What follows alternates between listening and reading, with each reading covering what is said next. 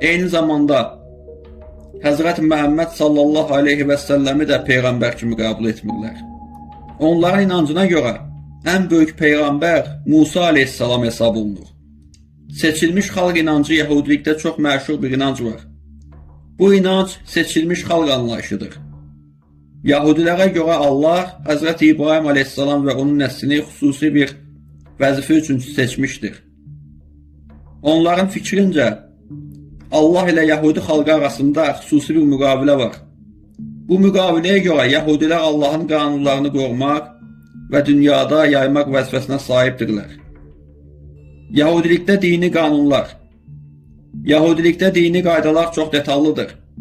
Bu qaydaların sayı 613 dini əmr kimi qəbul edilir. Bu qaydalar insan həyatının bir çox sahəsini əhatə edir.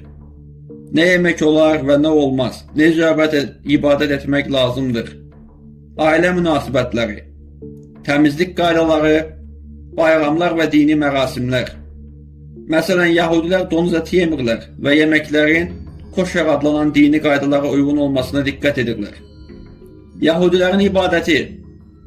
Yəhudilər ibadətlərini sinagog adlanan ibadət yerlərində edirlər. Onlar gündə bir neçə dəfə dua edirlər. Amma ən müqəddəs gün şənbə günü, yəni şabat hesab olunur. Şabat günü Yəhudilər işləmirlər, alış-veriş etmirlər, çox vaxt texnologiya istifadə etmirlər, ailə ilə birlikdə dua edir və istirahət edirlər. Şabat onların dini həyatında ən mühüm günlərdən biridir. Yəhudi mədəniyyəti və ənənələri Yəhudi mədəniyyəti dini ilə çox bağlıdır. Onların bəzi məşhur dini ənənələri var.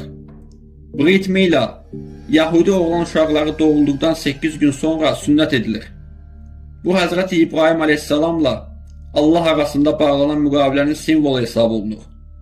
Bar mitzva, oğlan uşaqları 13 yaşına çatanda dini baxımdan məsuliyyət daşıyan şəxs hesab olunur. Bu mərasimə bar mitzva deyilir. Qızlarda isə buna bat mitzva deyilir. Yəhudi bayramları. Yahudilərin bir çox dini bayramı var. Pesach, bu bayram Musanın İsrail oğullarını Misirdən azad etməsi şərəfinə keçirilir.